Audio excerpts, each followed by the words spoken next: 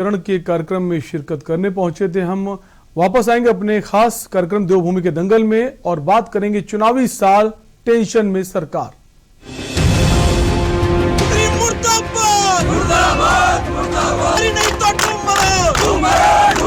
मुख्यमंत्री शर्म करो, मुर्दाबाद मुर्दाबाद।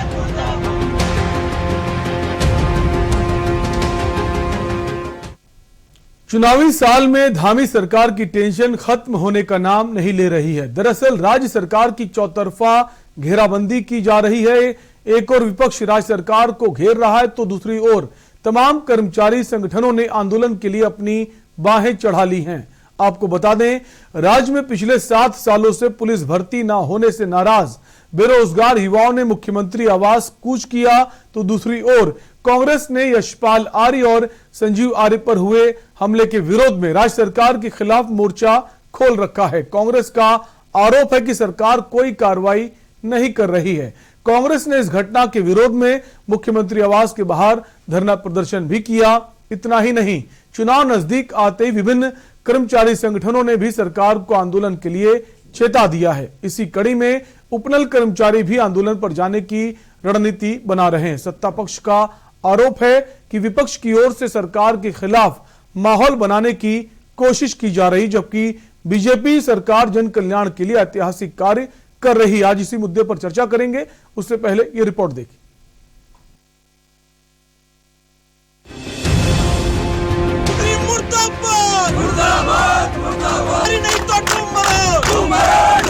मुख्यमंत्री शर्म करो, मुर्दाबाद मुर्दाबाद। उत्तराखंड में अगले साल होने वाले विधानसभा चुनाव को लेकर सभी दल चुनावी तैयारियों में लगे हैं। चुनावी तैयारियों के लिहाज से बीजेपी अन्य दलों से काफी आगे निकल गई है। बीजेपी ने 2022 के लिए 60+ सीटें जीतने का लक्ष्य रखा है, लेकिन चुनाव से ठीक पहले बीजेपी के प्लान पर पानी फिरता हुआ दिख रहा है। दरअसल कई कर्मचारी संगठनों ने अपनी विभिन्न मांगों को लेकर आंदोलन के लिए बाहें चढ़ा ली हैं। इसके साथ ही राज्य में पिछले 7 सालों से पुलिस भर्ती न होने से नाराज बेरोजगार युवाओं ने मुख्यमंत्री आवास कूच किया है। बेरोजगारों ने सरकार को चेतावनी दी है कि अगर जल्द उनकी मांगे नहीं मानी गई तो आंदोलन को और उग्र कर दिया जाएगा।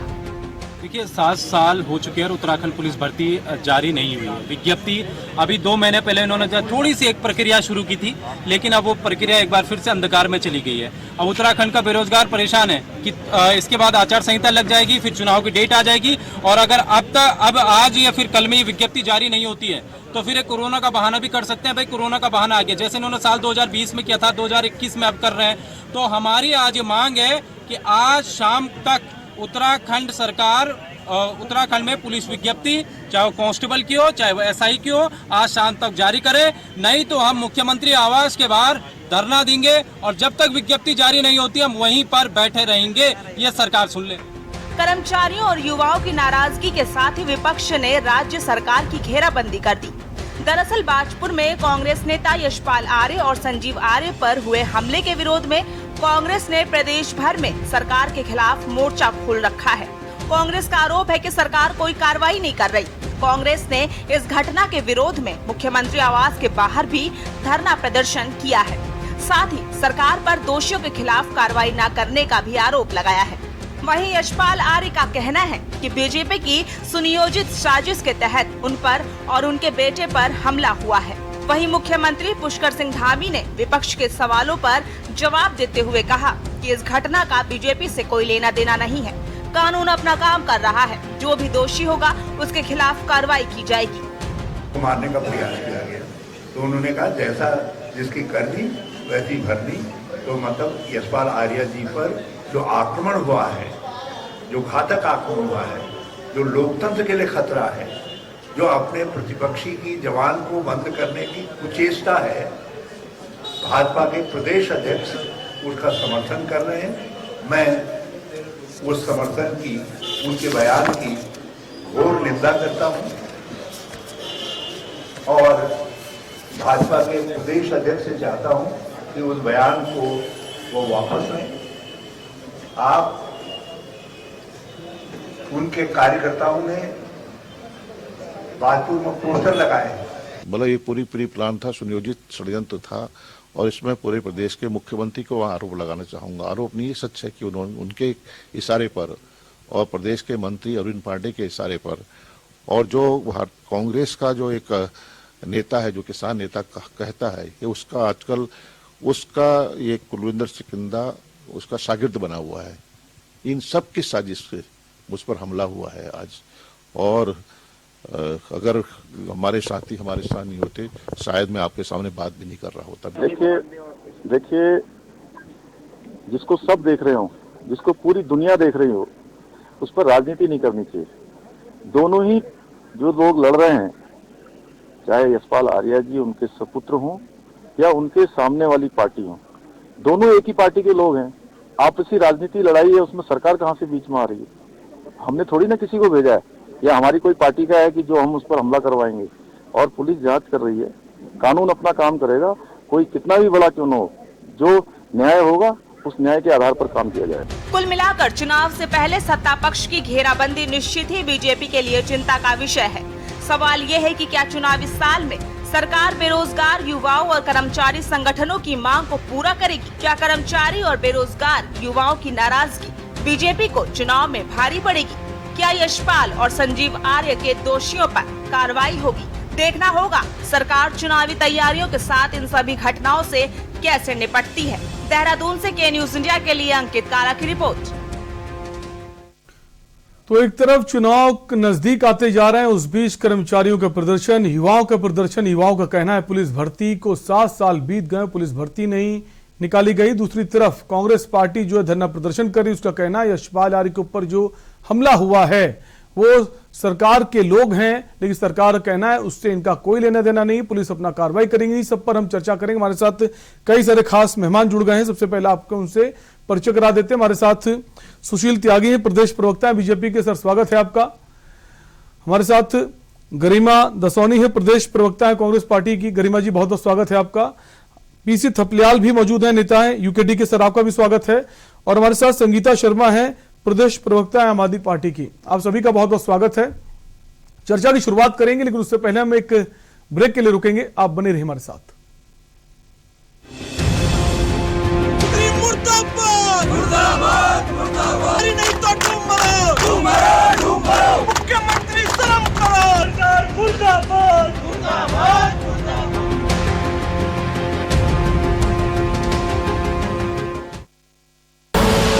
आप देख रहे हैं के न्यूज, खबरों का सारथी।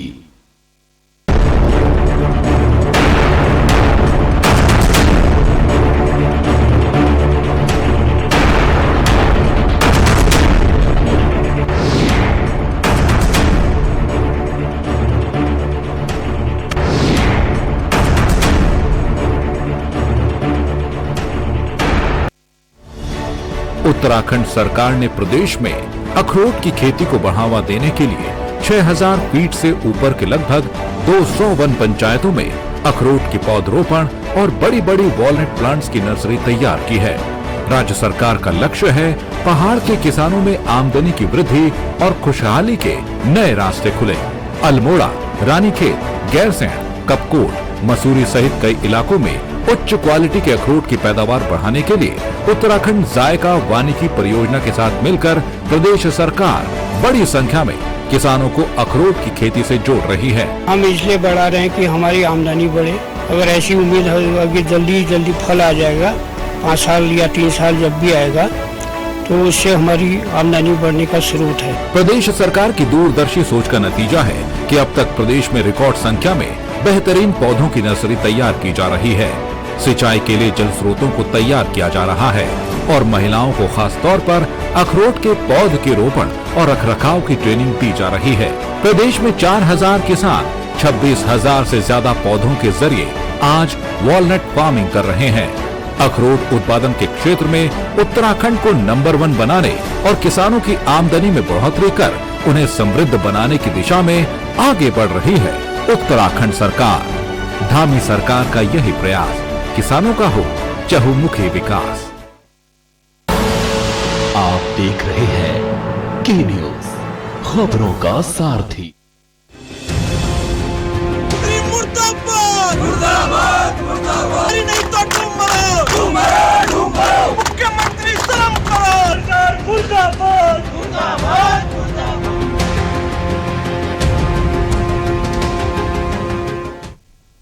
ब्रेक के बाद आपका स्वागत है। आप देख रहे हैं दो भूमि का दंगल और हम बात कर रहे हैं चुनावी साल में सरकार टेंशन में है, जहां एक तरफ राज्य के जो संविदा कर्मी हैं वो प्रदर्शन कर रहे हैं अपने मानदेय को लेकर, उधर युवा जो हैं वो भी प्रदर्शन कर रहे हैं। उनका कहना है पुलिस की जो भर्ती है वो कई सालों से निकाली नहीं गई। उधर कांग्रेस पार्टी भी सरकार के खिलाफ मोर्चा खोले हुए यशपाल आर्य के हमले को लेकर।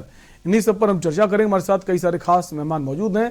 सबसे पहले हम आएंगे सुशील जी के पास, प्रदेश प्रवक्ता हैं बीजेपी के। सुशील जी, चर्चा की शुरुआत आपसे ही करेंगे। जो आरोप लगाए जा रहे हैं सरकार पर, चाहे वो यशपाल आर्य को लेकर हो, चाहे वो युवाओं को लेकर हो, युवाओं का कहना है कि जो भर्ती है पुलिस भर्ती पिछले कई सालों से नहीं निकाली गई, हर बार सरकार की तरफ से कहा जाता है कि बहुत जल्द भर्ती निकाली जाएगी। दूसरी तरफ जो दूसरा सवाल यह है कि जो यशपाल आर्य को लेकर जो आरोप लगा रहे हैं, कितने वो आरोप सही हैं? इस पर राजनीति है कि वाकई में पुलिस अपना काम ईमानदारी से, निष्पक्षता से नहीं कर रही?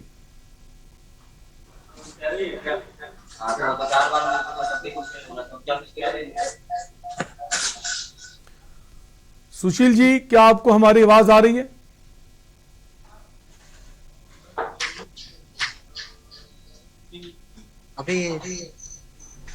शायद सुशील जी तक हमारी आवाज नहीं पहुंच पा रही। हम सुशील जी के पास वापस आएंगे।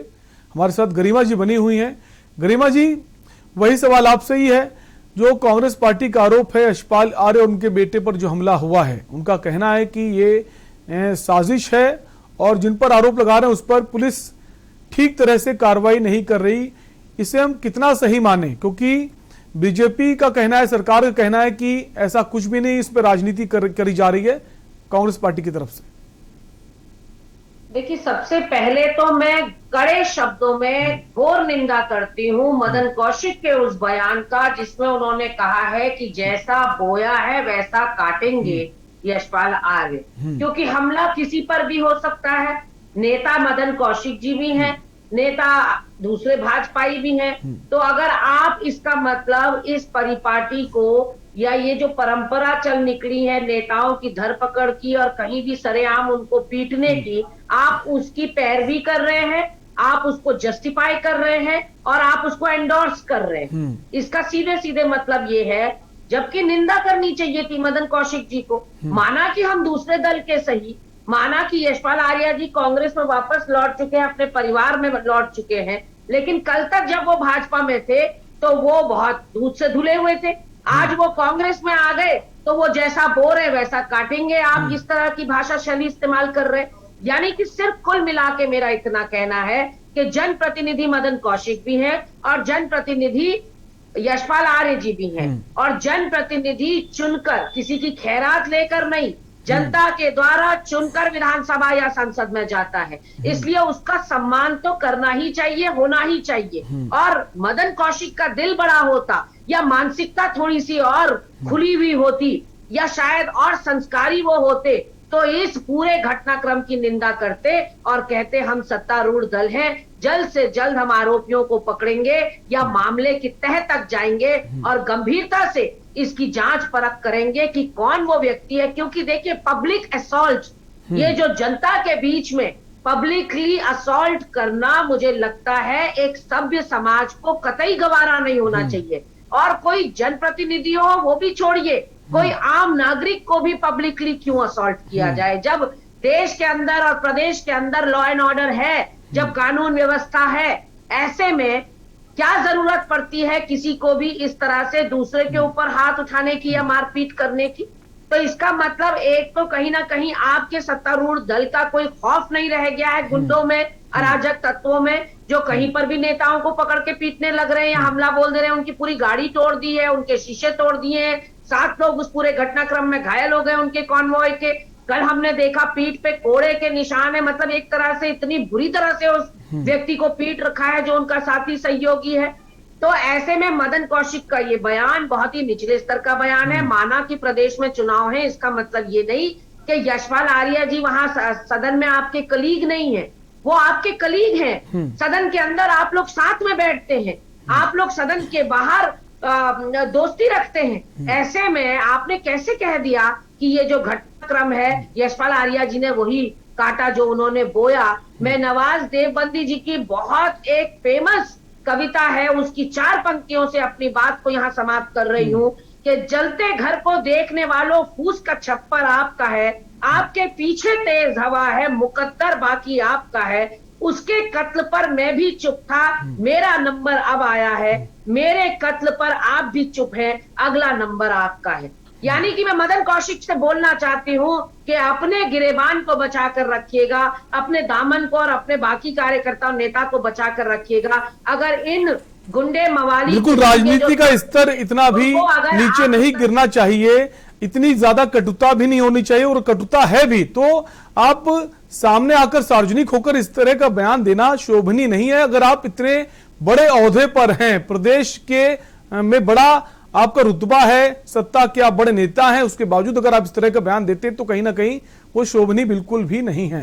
हमारे साथ बाकी मेहमान भी हैं, पीसी थपलियाल जी हैं। पीसी थपलियाल जी, जैसा कि गरिमा जी ने कहा कि मदन कौशिक ने जो बयान दिया है कि जैसे जो बोएगा वो वैसा होगा, कितना सहमत है उनके इस बयान से?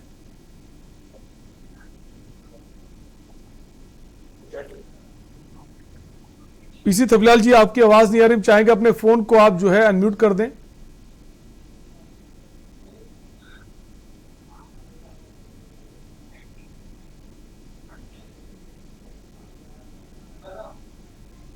हेलो जी, आवाज आ रही है आपकी? जी जी आ रही है सर। जी सर, आवाज आ रही है, आप अपनी बात कह सकते हैं। हाँ, मैं ये कह रहा हूँ कि आज नेताओं ने अपना मान सम्मान खो दिया है। जो पार्टियां हैं वो गैंग का स्वरूप धारण कर चुके हैं, और हम इस चीज को इन दलों की, क्योंकि दोनों भाई है, मौसेरे भाई हैं, और दोनों की वैसी लड़ाई हो रही है जैसे बाली सुग्रीव की, और जनता विवश है राम की तरह देखने के लिए। जब राम ने कहा था कि मैं देख रहा था खड़े खड़े कि 2 भाई है, लड़ने दो, अपना पैर निकालने दो। यानी इन लोगों ने जब अभी तक वो उस पार्टी में थे, अब इस पार्टी में, फिर उस पार्टी में, तो फिर हम किस तरह से उत्तराखंड की जनता ऐसे लोगों के साथ खड़े हो, इसलिए हम विवश हैं। हम विवश हैं इनकी नूरा कुश्ती को देखने के लिए, इनकी धमकियों को देखने के लिए। और जहां तक आप भारतीय जनता पार्टी का सवाल रखते हैं, तो भारतीय जनता पार्टी ने तो अपने लोकतंत्र को ऑलरेडी पीछे छोड़कर एक ऐसा राजनीति स्थापित करने की कोशिश कर रही है जो नहीं होना चाहिए। अगर यहाँ पे मैं तो अब हमारी नजर केवल और केवल एग्जीक्यूटिव पे है, यानी जो वहां के डीआईजी साहब हैं, जो अपने वरण साहब, वो किस तरह से इसको टेकअप करते हैं, कैसे वो सीओ वंदना वर्मा जी इसकी जो इन्वेस्टिगेशन कर रही है, अब हमारी नजर उन पे है। हम अगर वो भी अगर इस पार्टी और उस पार्टी की तरफ हो जाएंगे, जो लगता है, क्योंकि पुलिस की जो भूमिका है वो तटस्थ नहीं लगती है। जब आर्य जी ने अपनी रिपोर्ट फाइल कर, बिल्कुल, अगर बड़े नेता इस तरह का बयान देंगे तो पुलिस की भूमिका पर भी सवाल उठना लाजमी, क्योंकि सत्तारूढ़ दल के नेता की तरफ से अगर ऐसा बयान आता है। आप सभी मेहमान हमारे साथ बने रहिए, एक ब्रेक के लिए रुकेंगे और ब्रेक के बाद हम इसी पर चर्चा करेंगे जो इस वक्त स्थिति बनी हुई उत्तराखंड की। मुर्दाबाद मुर्दाबाद मुर्दाबाद, नहीं तो तुम मरो, मुख्यमंत्री शर्म करो, मुर्दाबाद मुर्दाबाद मुर्दाबाद।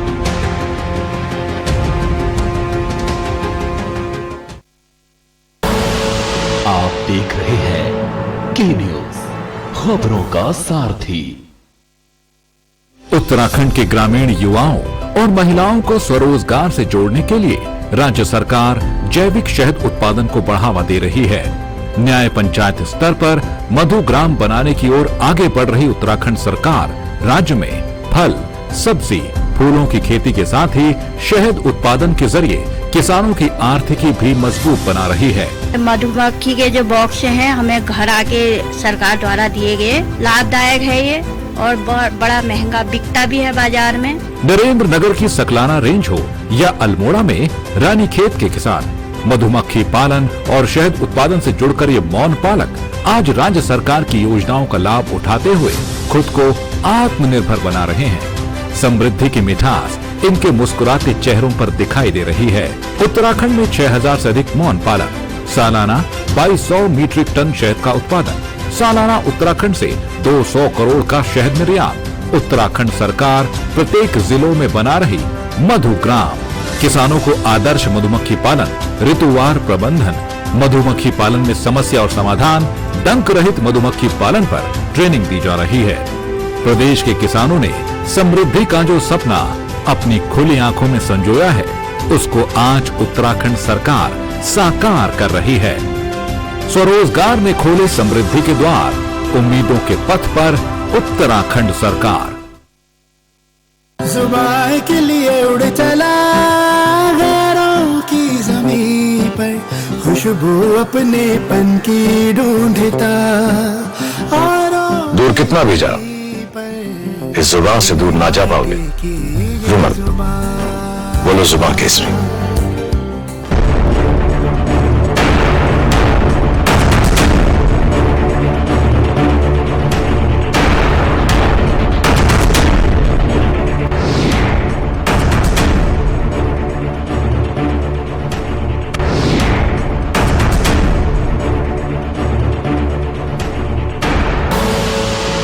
देख रहे हैं के न्यूज, खबरों का सारथी।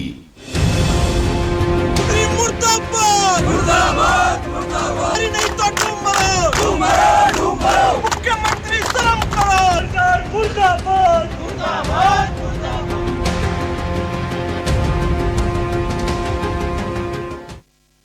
ब्रेक के बाद आपका स्वागत है। आप देख रहे हैं देवभूमि का दंगल और हम बात कर रहे हैं जहां चुनावी साल नजदीक है, लेकिन सरकार के लिए चुनौतियां बढ़ती जा रही, चाहे वो संविदा कर्मचारी हो या फिर बेरोजगार युवा हो जो नई भर्ती की मांग करें, खासकर पुलिस भर्ती की। इसके अलावा विपक्षी पार्टी लगातार सरकार को घेरने का काम कर रही। इस सब पर हम चर्चा कर रहे हैं। हमारे साथ कई सारे खास मेहमान मौजूद हैं। हमारे साथ संगीता शर्मा है, प्रदेश प्रवक्ता है आम आदमी पार्टी की। संगीता जी, क्या ये माने कि जब चुनाव नजदीक होता है तभी जो राज्य के कर्मचारी होते हैं, चाहे वो संविदा कर्मचारी हो या फिर दूसरे कर्मचारी हो, अपनी मांगों को लेकर, पेंशन्स को लेकर, मानदेय को लेकर, या फिर जो बेरोजगार युवा हैं उनको भी लगता है यही मौका है कि सरकार कुछ घोषणा, कुछ ऐलान ऐसे कर दे और जो उनके फेवर में हो, या फिर ये माने सही में इनकी जरूरत है?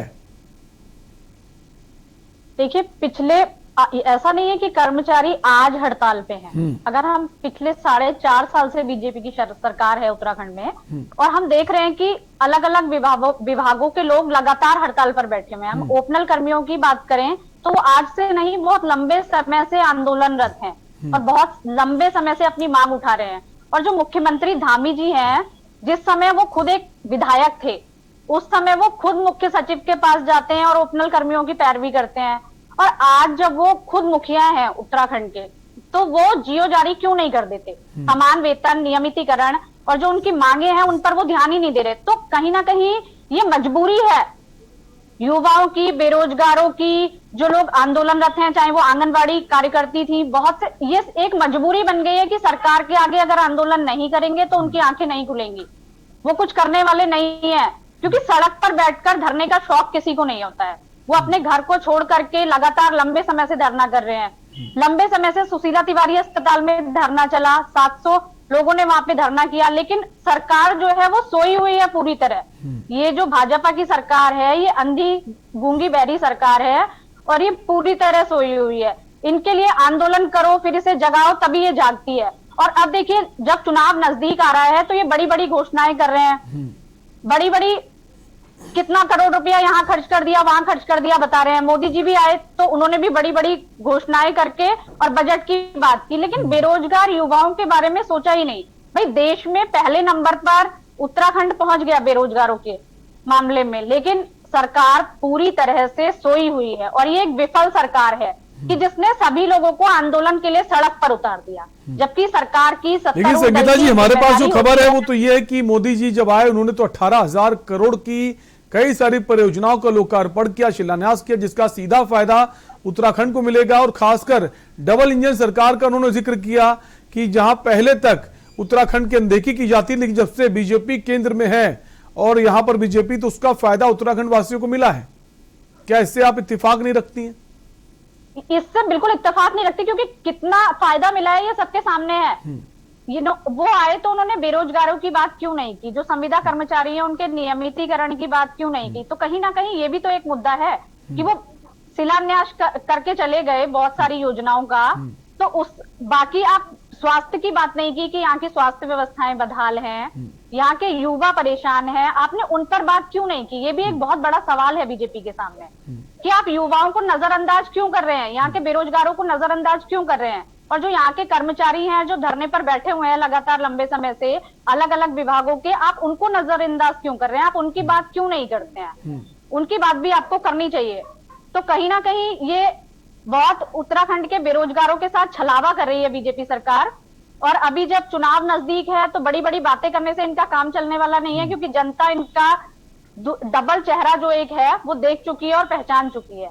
तो 2022 में जब चुनाव होगा तो जनता इनको इसका मजा जरूर चखाने वाली है इस बार। ठीक है, गरिमा जी हमारे साथ बनी हुई है। गरिमा जी, युवा मुख्यमंत्री कहा जाता है पुष्कर सिंह धामी को, और एक तरफ अब युवाओं की अगर बात करें तो जिस तरह से युवा सड़कों पर उतरे हुए हैं, खासकर पुलिस भर्ती को लेकर, और बाकी जो संविदा कर्मचारी वो भी सरकार के खिलाफ हल्ला बोल कर रहे हैं, ये आंदोलन क्या वाकई में आंदोलन है, इसकी जरूरत है, या फिर चुनाव नजदीक है इसलिए उनको लगता है कि चुनाव के वक्त आंदोलन करेंगे तो हमारी मांगे मान ली जाएंगी?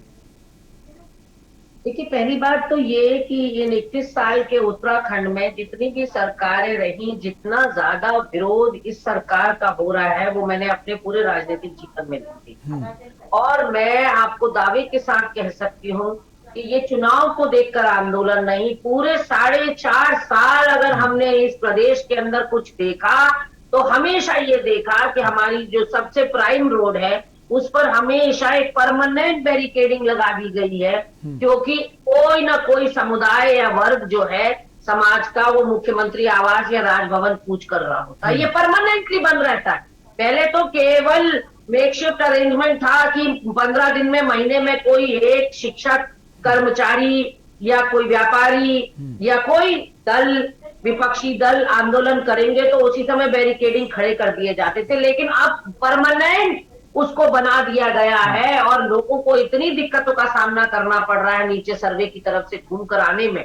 लेकिन मैं आपको जो मौजूद बात यहाँ पर जो इम्पोर्टेंट बात बताना चाहती हूँ वो ये कि चुनावी प्रेशर या दबाव बनाने के लिए सत्तारूढ़ दल पर तो आखिरी के 6 महीने में आंदोलन अमूमन हमने देखे हैं, लेकिन 4.5 साल तक लगातार अनवरत चलने वाले आंदोलन हमने नहीं देखे। कभी आशा बहनें सड़कों पर होती थी तो कभी आंगनबाड़ी, कभी हमारे 108 के कर्मचारी सड़कों पर होते थे तो कभी हमारे आयुष के छात्र, कभी हमारे बेरोजगार सड़कों पर होते थे तो कभी हमारे किसान सड़कों पर, कभी हमारे देवस्थानम बोर्ड के पंडा पुरोहित सड़कों पर होते थे तो कभी हमारे व्यापारी सड़कों पर। मतलब एक इंतहा हो गई देखकर कि जिस सरकार को 57 का बहुमत दिया गया हो, जिसको ट्रिपल इंजन दिया गया हो, आखिर उससे जनता इतनी बेजार, इतनी लाचार, इतनी परेशान, इतनी शिकायतें क्यों हैं जनता को। और वो हाथ कंगन को आरसी किया और पढ़े लिखे को फारसी किया। अगर आप जो करोड़ों की, हजारों की योजनाएं बता रहे एंकर महोदय, मेरा निवेदन है आपसे, विकास क्या कोई सुई है जो ढेर में छुप जाया करती है। विकास तो खुद बोलता है, वो चीख चीख कर बोलता है। अगर विकास होता है तो वो स्कूल, वो कॉलेज, वो चमचमाती सड़कें, वो अस्पताल, वो व्यवस्थाएं, वो आपदा प्रबंधन, वो कोरोना प्रबंधन खुद अपनी गवाही देते कि वाह ये सरकार तो बहुत उम्दा निकली, इसने बहुत अच्छा काम किया। लेकिन हो इसका उलट रहा है। हमारा प्रदेश 10 साल पीछे धकेल दिया इस लेकिन गरिमा जी, प्रधानमंत्री जी तो ये बोल रहे थे जो केदारनाथ का जो पुनर्निर्माण कार्य चल रहा है उसकी गति जितनी तेज है पहले नहीं थी। देखिए, प्रधानमंत्री की जुबान से ज्यादा कोई चीज तेज नहीं।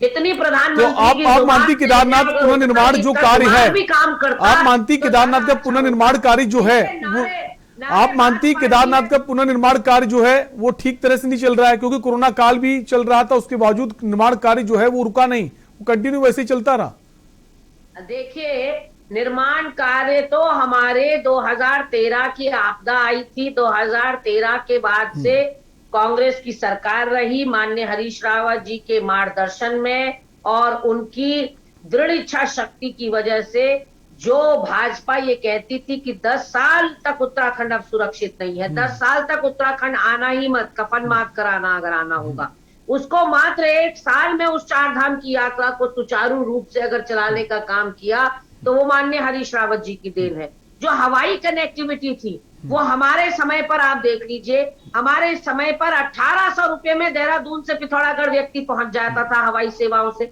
आज कहाँ है कनेक्टिविटी? आज कोई कनेक्टिविटी नहीं है पिथौरागढ़ और देहरादून। और ये बात कर रहे हैं दिल्ली टू देहरादून की कनेक्टिविटी की हम 2.5 घंटे में पहुंचा देंगे, हम 3 घंटे में पहुंचा देंगे।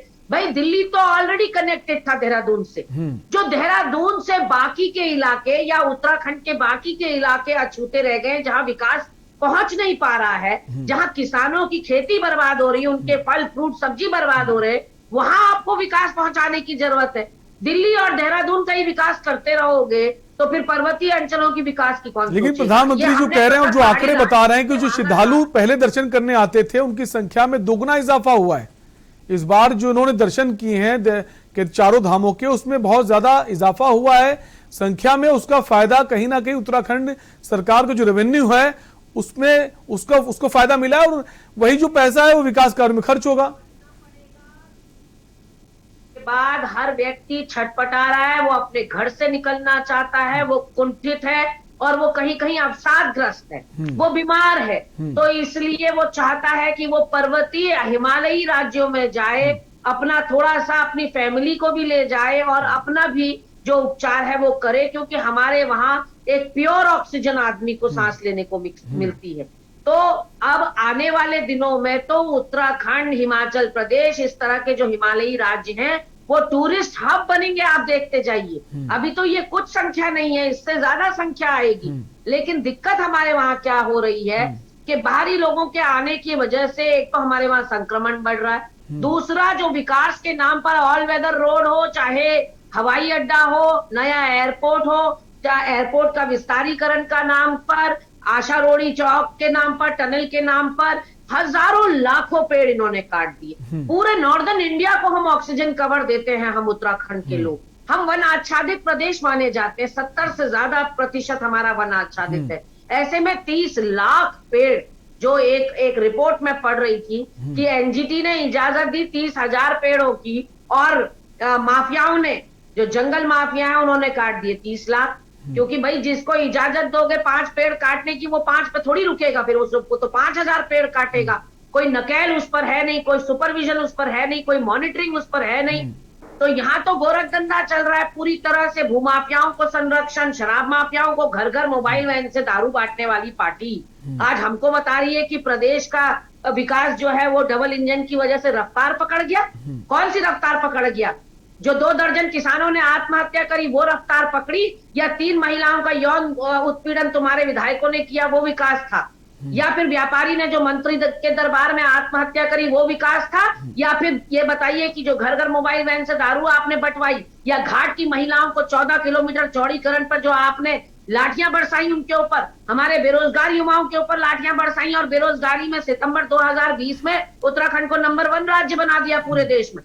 सितंबर 2020 का CMIE का आंकड़ा निकालिए, 23% के साथ उत्तराखंड परचम लहरा रहा है।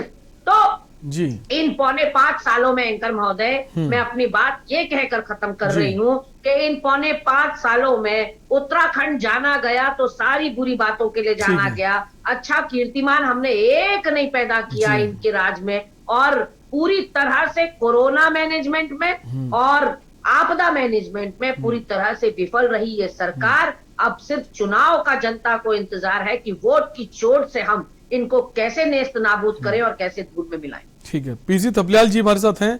पीसी थपलियाल जी, कैसे देखते हैं जो मौजूदा मुख्यमंत्री हैं पुष्कर सिंह धामी, इनके कार्यकाल को? समय तो उनको थोड़ा मिला है, लेकिन जिस तरह से रफ्तार के साथ ये लगातार रैलियां कर रहे हैं, तमाम योजनाओं को लोकार्पण भी कर रहे हैं, शिलान्यास भी कर रहे हैं, और लगातार जो धरना प्रदर्शन हो रहे हैं उन पर भी ये संज्ञान ले रहे हैं। अगर खासकर हम देवस्थानम बोर्ड की बात करें, उसको भी इन्होंने भंग किया है, और आज कैबिनेट की मीटिंग है और उस पर जो एक्ट है उसे भी शायद ये रद्द हो जाएगा, प्रस्ताव पास हो जाएगा। तो कोशिश तो अपने आप में बहुत कर रहे हैं, कितना कामयाब हो पाएंगे, कितनी बड़ी चुनौती है? नहीं, जबरदस्त कोशिश, मगर ये जो ऊर्जावान युवा जो मुख्यमंत्री बने हैं, इनकी जो कोशिशें हैं उसको हम नकार नहीं सकते। लेकिन जो स्थिति है इस राज्य में, अब 4 महीने में कितना उछल कूद मचाएगा कोई?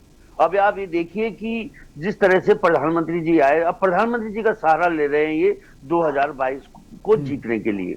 और प्रधानमंत्री जी का जो वो थे, जो भी उन्होंने घोषणाएं की 18,000 करोड़ की, तो उसमें उन्होंने जो उत्तराखंड के मूलभूत ज्वलंत मुद्दे थे उनको नहीं छुआ, वो राजधानी को नहीं छूते। कुछ सैन्य धाम की बात नहीं की जिसकी घोषणा उन्होंने खुद की थी, उन्होंने पानी और जवानी की बात कर कर हमें चौंका दिया, क्योंकि यहाँ का जवान तो बेचारा कोरोना काल में आया और अब भागकर वापस चले गया। वही खाली पहाड़, खाली गांव, बूढ़े माँ बाप बैठे हुए हैं एक आस लगाए हुए। लेकिन जो इनका कार्यशैली है वो खुली अर्थव्यवस्था जो होती है, पूंजीवादी व्यवस्था की को इतनी तेजी रफ्तार दे रहे हैं जो जनमानस को, साधारण जनमानस को कैचअप करना बहुत कठिन होगा। 80% जनता विवश हो जाएगी, हाहाकार मच जाएगा।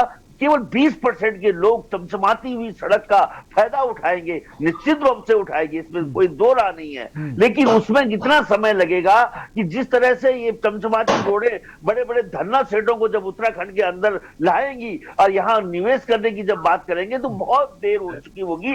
उन 80% लोगों का क्या होगा जिनके पास रोजगार नहीं है, जो 5 किलो राशन के लाइन में लगकर अपना जीवन यापन करने के लिए मजबूर हैं। और जिस स्थिति इस राज्य की इतनी बर्बाद कर दी है, इसके जिम्मेदार दोनों हैं, कांग्रेस और भाजपा ने कभी भी इस 21 साल में यहाँ के युवाओं को न्याय संगत भर्ती नहीं दी है। शुरू में ही जब पटवारी घोटाला कांग्रेस काल में हुआ था, उसके बाद पुलिस घोटाला जिसमें आज भी डीजी फंसा हुआ है, और उसके बाद जो उपनल है, उपनल तो एक ऐसा कैंसर है जिसका लाइलाज है, क्योंकि कॉन्ट्रेक्चुअल बेसिस पे तुमने लड़के लगा दिए हैं और उनका भविष्य तुमने अंधकार में कर दिया है। क्योंकि परमानेंट करना इतना आसान नहीं है, बिल्कुल नहीं है, क्योंकि बाकी एजेंसीज हैं और सोर्स की, वो भी बोलेंगी हमने क्या अपराध किया कि जब तुम एक कॉन्ट्रेक्चुअल बेसिस पे तुम परमानेंट कर रहे हो तो हमें भी वो सुविधा दो, वो बात भी आएगी। क्योंकि आज तो पीसी थपलियाल जी, उपनल कर्मियों की जो समस्या है वो आज की तो है नहीं, बीजेपी गवर्नमेंट में हो,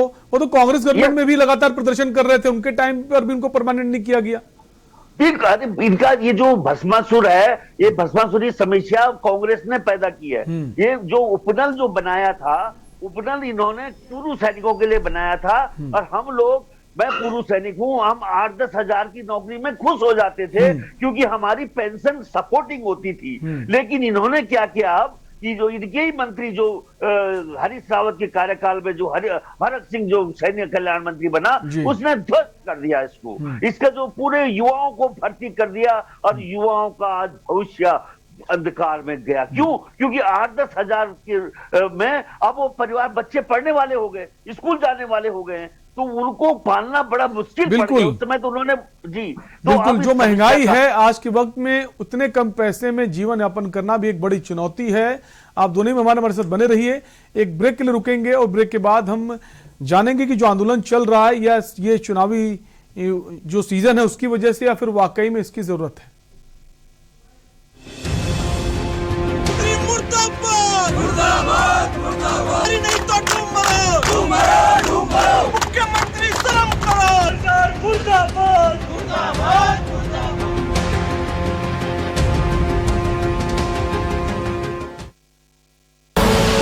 आप देख रहे हैं के न्यूज, खबरों का सारथी। सदियों से सुनते आए हैं, बेटे बड़े होके अच्छी सी नौकरी करना, अच्छी सी नौकरी करना,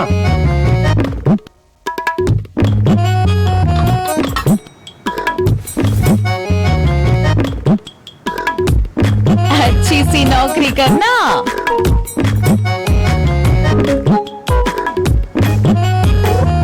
अच्छी सी नौकरी करना,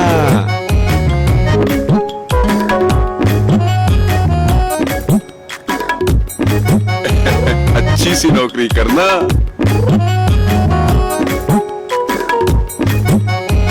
अच्छी सी नौकरी करना,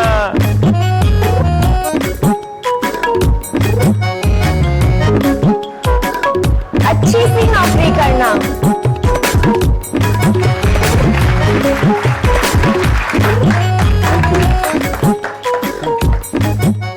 अच्छी सी नौकरी करना। अगर सब अच्छी नौकरी करने वाले बनेंगे तो नौकरी देगा कौन? बेटा, तुम अच्छी सी नौकरी देने वाला बनना। अगर भारत को दुनिया का नंबर 1 देश बनाना है तो आज हर बच्चे के अंदर एंटरप्रेन्योर माइंडसेट जगाना होगा।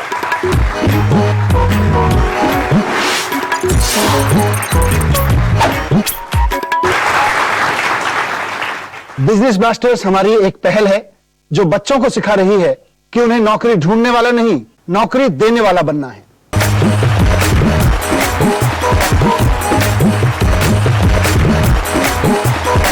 बिजनेस ब्लास्टर्स, छोटे बिजनेस स्टार्स, बड़े बिजनेस आइडियाज। 28 नवंबर से हर रविवार शाम 7 बजे आपके टेलीविजन पर।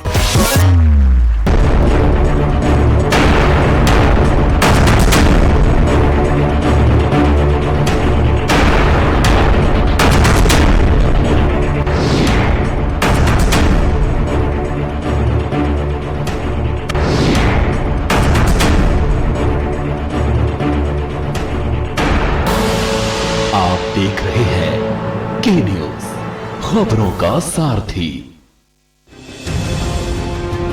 मुर्दाबाद मुर्दाबाद मुर्दाबाद। नहीं तो तुम मरो मुख्यमंत्री शर्म करो। मुर्दाबाद मुर्दाबाद मुर्दाबाद।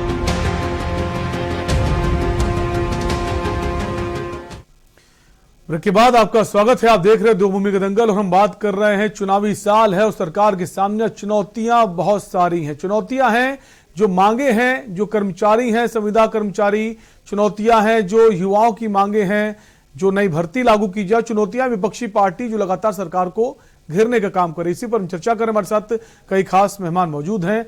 हम गरिमा जी के पास आएंगे, गरिमा जी के पास आएंगे, लेकिन उससे पहले हमारे साथ संगीता शर्मा बनी हुई हैं, प्रदेश प्रवक्ता आम आदमी पार्टी की।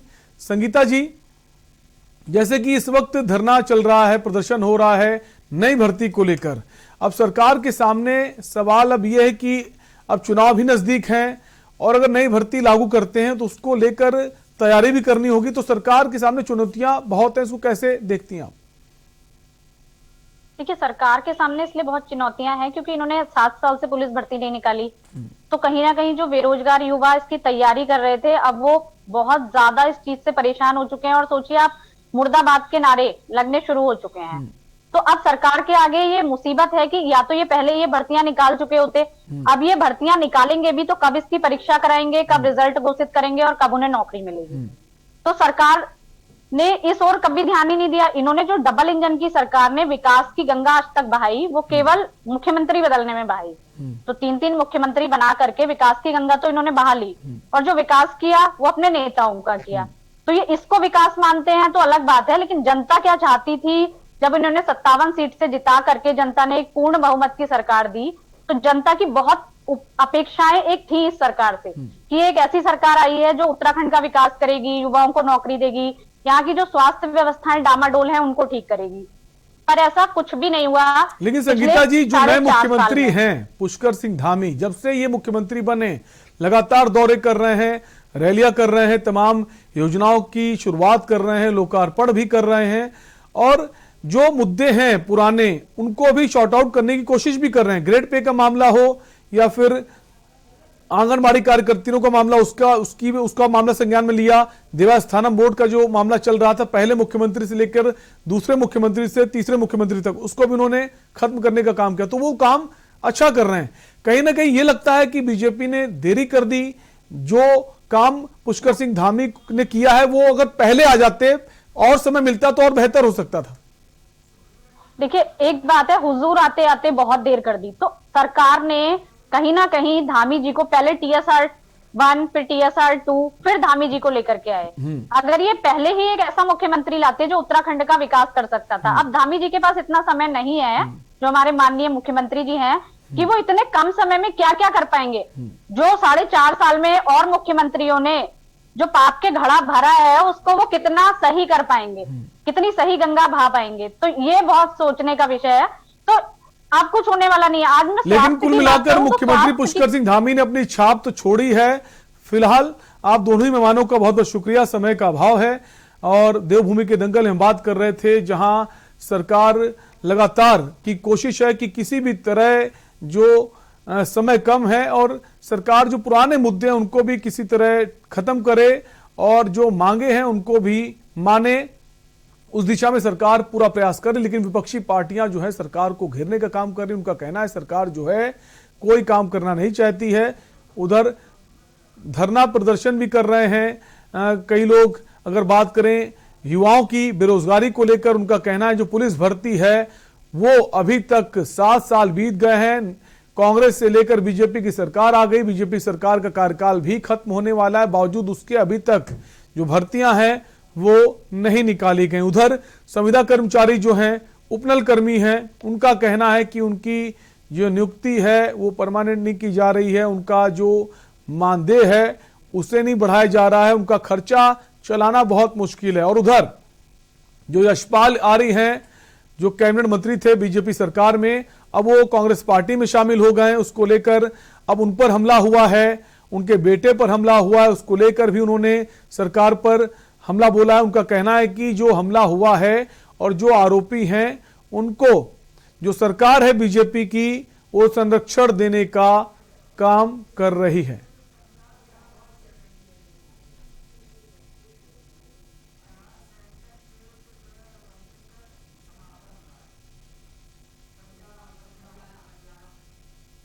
और इसी बीच आपको सीधे पंजाब के पटियाला ले चलेंगे, जहां जो खेल हैं ओलंपिक समाप्ति इस तरह है, जो समापन हुआ है खेलों का, कि पंजाब के पटियाला की तस्वीरें आपको दिखा रहे हैं हम। चलती रहेगी।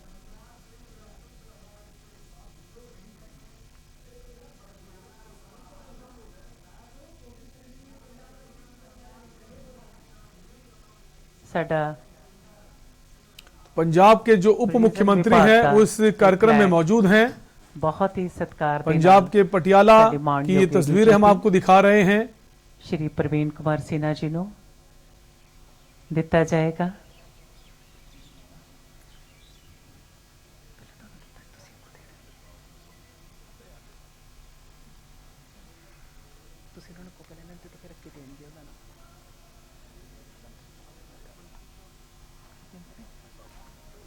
पंजाब के पटियाला के सेंट्रल जेल की तस्वीरें हैं, जहां पंजाब के उप मुख्यमंत्री इस कार्यक्रम में शिरकत करने पहुंचे हैं। सरदार सुखजिंदर सिंह रंधावा जी, उप मुख्यमंत्री, मंत्री गृह विभाग, मंत्री जेल विभाग ते कोऑपरेटिव विभाग के मंत्री जी को सत्कार के नाल सौंपया जाएगा।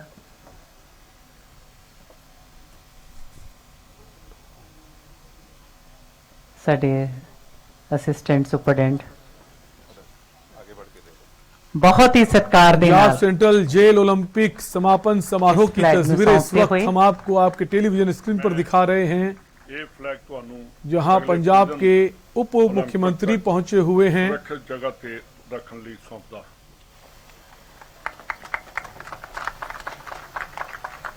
मैं ये ड्यूटी अपनी इच्छा नाल करन नूं तैयार हां।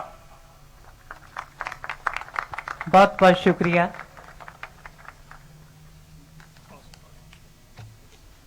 सारे ही आपो अपना स्थान ग्रहण कर लें। जेल ओलंपिक समापन समारोह की ये तस्वीरें हैं, जहां पंजाब के उप मुख्यमंत्री इस कार्यक्रम में मुख्य अतिथि के तौर पर शामिल हुए हैं। साडे प्रिंसीपल सैकटरी जेल विभाग दे डीके तिवाड़ी जी IAS मंच ते आके तुहाडे सब दे रूबरू होणगे। साडे principal secretary DK Tiwari ji, please sir 2 minute ते लिए आके तुसी जरूर सारे दे रूबरू हो। सर साडे ADGP साहब, आप उन्होंने मंच वाल लैके आंदे हुए